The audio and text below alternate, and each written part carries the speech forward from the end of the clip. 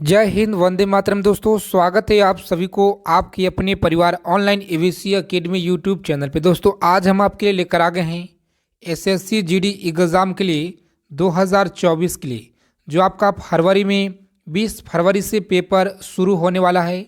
और आपके लिए लेकर आ गए हैं ऐसे प्रश्न आज के एक छोटे से सेशन में, जो लगातार पिछले 15 सालों से एसएससी जीडी की एग्ज़ाम में टीसीएस के द्वारा एसएससी की परीक्षा में लगातार हर एक साल और हर एक शिफ्ट में प्रश्न देखने को मिल रहे हैं। उन सारे प्रश्नों को देखेंगे आज के इस छोटे से वीडियो में। तो चलिए, आप लोगों से रिक्वेस्ट है कि इस वीडियो को कॉपी पेन लेकर सभी लोग अंत तक देखेंगे और सारे प्रश्नों को लिख लेंगे। यहाँ से पेपर में आप लोगों को बिल्कुल 100% मैं आपको गारंटी के साथ कहता हूँ कि पेपर में देखने को मिल जाएंगे डायरेक्ट यहीं से प्रश्न। तो चलिए, फिर देर न करते हुए सारे प्रश्नों को देखेंगे।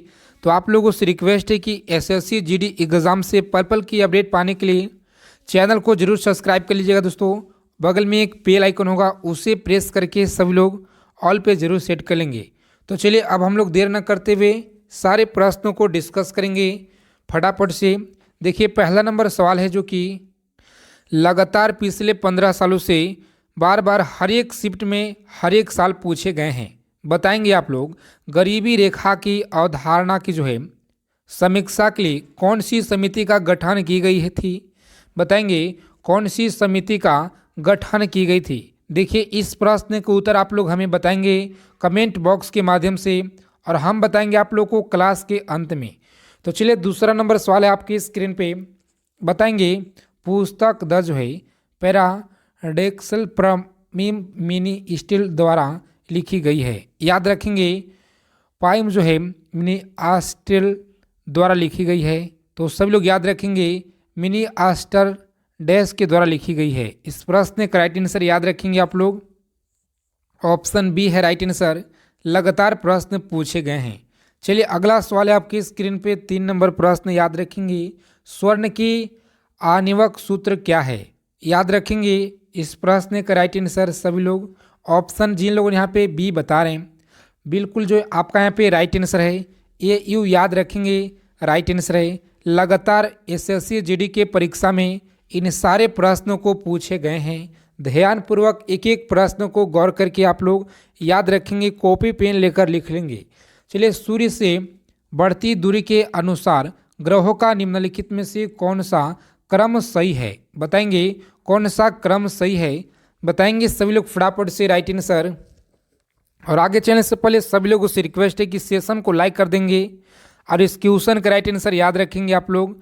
बिल्कुल सही जवाब है जिन लोगों ने बुध शुक्र पृथ्वी मंगल बता रहे हैं, ऑप्शन ए बता रहे हैं, बिल्कुल राइट आंसर है, याद रखेंगे सही जवाब। चलिए, 5 नंबर सवाल आपकी स्क्रीन पे। बताएंगे सभी लोग फटाफट से राइट आंसर। प्रश्न है कि अमीर खुसरो जो है किसके शिष्य थे। याद रखेंगे अमीर खुसरो किसके शिष्य थे।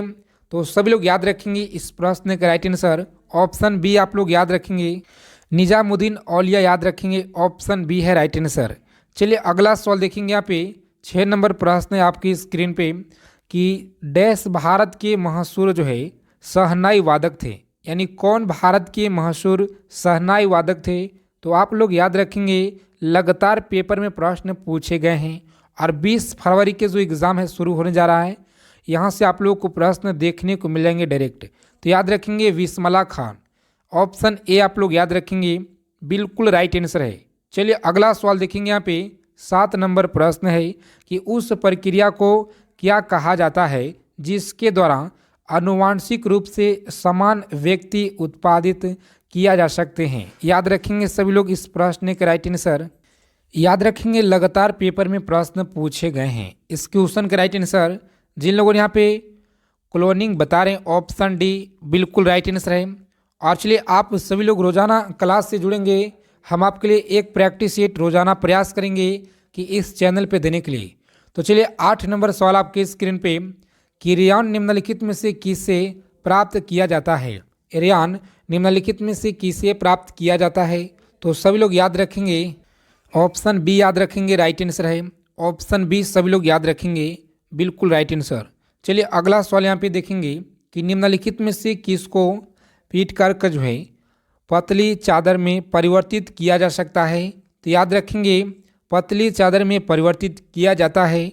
महत्वपूर्ण सवाल है आपके एग्जाम के दृष्टि से और लगातार इन सारे प्रश्नों को हर एक साल रिपीट किए गए प्रश्न हैं। तो याद रखेंगे ऑप्शन ए जास्ता याद रखेंगे, राइट आंसर है ऑप्शन ए आप लोग याद रखेंगे। चलिए अगला सवाल देखेंगे 10 नंबर प्रश्न आपके स्क्रीन पे कि भारत के प्रधानमंत्री निम्नलिखित में से किन निकाय के वस्तुत मुखिया होते हैं?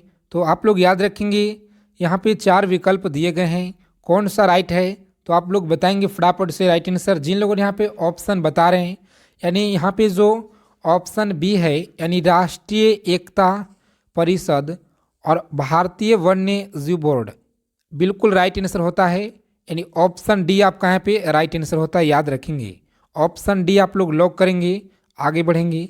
चलिए अगला सवाल है 11 नंबर प्रश्न। ध्यानपूर्वक सारे प्रश्नों को देखेंगे, सभी प्रश्न आपकी एग्जाम के दृष्टि से बिल्कुल रामबाण प्रश्न है, ब्रह्मास्त्र प्रश्न है। किसी भी आगामी परीक्षा की तैयारी कर रहे हैं जैसे बिहार पुलिस हो गया, यूपी पुलिस हो गया, इन सारे एग्जाम्स के लिए महत्वपूर्ण प्रश्न है। याद रखेंगे नगर प्रशासन का कौन सा प्रकार बड़े शहरी क्षेत्रों का नियंत्रण करता है? तो याद रखेंगे बड़ी शहरी क्षेत्रों का नियंत्रण करता है। इस क्वेश्चन के राइट आंसर याद रखेंगे ऑप्शन सी होगा राइट आंसर, नगर निगम याद रखेंगे बिल्कुल राइट आंसर है। चलिए अगला सवाल आपकी स्क्रीन पे 12 नंबर प्रश्न याद रखेंगे, सबसे छोटी वाहिकाएं जो एक कोशिकाएं मोटी होती है तो डैश कहलाती है? बताएंगे सभी लोग, महाशिरा कहलाती है, धमनियाँ, सिराएं कहलाती है या कोशिकाएं कहलाती है? तो यहाँ पे आप लोगों को याद रखना है बिल्कुल राइट आंसर ऑप्शन डी याद रखेंगे, कोशिकाएं कहलाती है, याद रखेंगे। चलिए अगला सवाल यहाँ पे देखेंगे कि केवल वह स्तंभ जिसमें अशोक ने स्वयं मगध को साम्राज्य बताया था, सम्राट यहाँ पे सम्राट है, सम्राट बताया है, याद रखेंगे इस प्रश्न का राइट आंसर। जिन लोगों ने यहाँ पे ऑप्शन डी बता रहे हैं बिल्कुल राइट आंसर है ऑप्शन डी, याद रखेंगे बिल्कुल राइट आंसर। चलिए अगला सवाल यहाँ पे देखेंगे जो कि लगातार पेपर में प्रश्न पूछे गए हैं, सब लोग याद रखेंगे। वैश्विक प्रतियोगिता में स्वर्ण पदक जीतने वाली पहली भारतीय जिम्नास्ट कौन थी? याद रखेंगे ये जो सवाल है आपकी स्क्रीन पे 14 नंबर, इस प्रश्न का राइट आंसर दीपा कर्माकर, याद रखेंगे बिल्कुल राइट आंसर होगा ऑप्शन ए, सभी लोग याद रखना है आप लोगों को। चलिए अगला सवाल यहाँ पे देखेंगे, प्रश्न 15 नंबर कि किस शासक वंश ने मंदिरों एवं ब्राह्मणों को सबसे अधिक ग्राम अनुदान में दिए हुए थे? सभी लोग याद रखेंगे इस प्रश्न का राइट आंसर। जिन लोगों ने यहाँ पे ऑप्शन ए बता रहे हैं गुप्त वंश, बिल्कुल राइट आंसर, याद रखेंगे। मात्र 15 मिनट में पूरे 50 क्वेश्चन का टारगेट करेंगे और सभी लोग ईमानदारी पूर्वक बताएंगे कितना प्रश्न सही कर पाए हैं। अगर आप लोग यहाँ से अगर 20 क्वेश्चन सही करते हैं तो बिल्कुल आपका तैयारी अच्छा है। चलिए 16 नंबर सवाल है कि यदि 500 कूलाम का आवेश 25 सेकेंड के लिए प्रवाहित होता है तो धारा का गगन ए में क्या करें? सभी लोग इसे याद रखेंगे, लगातार प्रीवियस ईयर में प्रश्न पूछे गए एसएससी जीडी के एग्जाम में। तो यहाँ पे जिन लोगों ने ऑप्शन डी बता रहे हैं बिल्कुल राइट आंसर, याद रखेंगे ऑप्शन डी होता है राइट आंसर। चलिए अगला सवाल यहाँ पे देखेंगे हम लोग जो कि 17 नंबर प्रश्न है और पूछा गया प्रश्न एसएससी के एग्जाम में धुआंधार पूछे गए हैं। सभी लोग बताएंगे गति के दौरान समय किसी वस्तु की डैश गति के साथ इसका वेग नियत रहता है? याद रखेंगे सभी लोग इस प्रश्न का राइट आंसर। यहाँ पे आप लोगों को याद रखना है, जिन लोगों ने बता रहे हैं ऑप्शन बी बता रहे हैं बिल्कुल राइट आंसर है, सापेक्ष याद रखेंगे राइट आंसर है ऑप्शन बी राइट आंसर, याद रखेंगे। चलिए अगला सवाल यहाँ पे देखेंगे हम लोग, प्रश्न है कि उष्णकटिबंधीय क्षेत्रों की जलवायु सामान्यतः गर्म होती है क्योंकि डैश क्षेत्र के आसपास स्थित होती है, आसपास होती है। तो याद रखेंगे सभी लोग ऑप्शन यहाँ पे जिन लोगों ने डी बता रहे हैं भूमध्य रेखा, बिल्कुल राइट आंसर, याद रखेंगे। सभी लोग इस चैनल को फटाफट से सब्सक्राइब जरूर कर लेंगे, बगल में एक बेल आइकन होगा दोस्तों, प्रेस करके आप लोग ऑल पे सेट कर लेंगे ताकि कोई सा भी जानकारी हो, सारी क्लास का नोटिफिकेशन आपको सबसे पहले मिल सके। चलिए प्रश्न है कि सार्क जो है आंदोलन शुरू करने का उद्देश्य था। बताएंगे सभी लोग फटाफट से, सार्क आंदोलन शुरू करने का क्या उद्देश्य था। तो यहाँ पे जिन लोगों ने ऑप्शन डी बता रहे हैं क्षेत्रीय सहयोग, बिल्कुल राइट आंसर, याद रखेंगे, महत्वपूर्ण सवाल है। चलिए अगला सवाल देखेंगे यहाँ पे हम लोग, जो कि आपके पेपर में प्रश्न पूछे गए हैं।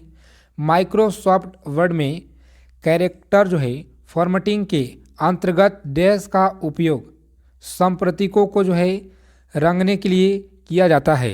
तो क्या रहेगा राइट आंसर, बताएंगे सभी लोग फटाफट से। इन सारे प्रश्नों को एसएससी के द्वारा लगातार पूछे जा रहे हैं, हर एक साल पूछे गए हैं। तो आप लोग इसे याद रखेंगे, ऑप्शन बी होता है बिल्कुल राइट आंसर, याद रखेंगे, ऑप्शन बी याद रखेंगे। चलिए प्रश्न है कि एक जो है पूर्णत प्रत्यार्थ जो है टक्कर में क्या कहलाता है। बताएंगे सभी लोग फटाफट से राइट आंसर। देखिए यहाँ पे आप लोग याद रखेंगे, बिल्कुल राइट आंसर है ऑप्शन बी, केवल संवेग साक्षर रहता है, याद रखेंगे, ऑप्शन ए राइट आंसर है। चलिए अगला सवाल का उत्तर आप लोग बताएंगे सभी लोग फटाफट से, राइट आंसर क्या रहेगा। प्रश्न है कि जब हम रबड़ के गद्दे वाले सीट पर बैठते हैं या जब गद्दे पर लेटते हैं तो उसका आकार जो है, उसका आकार परिवर्तित हो जाता है, ऐसे पदार्थ में पाए जाते हैं। क्या पाए जाते हैं, बताएंगे सभी लोग फटाफट से, राइट आंसर क्या रहेगा। तो यहाँ पे जिन लोगों ने बता रहे दोस्तों ऑप्शन बी बता रहे हैं, बिल्कुल राइट आंसर, याद रखेंगे, स्थित ऊर्जा पाए जाते हैं, ऑप्शन बी राइट आंसर है, सभी लोग याद रखेंगे।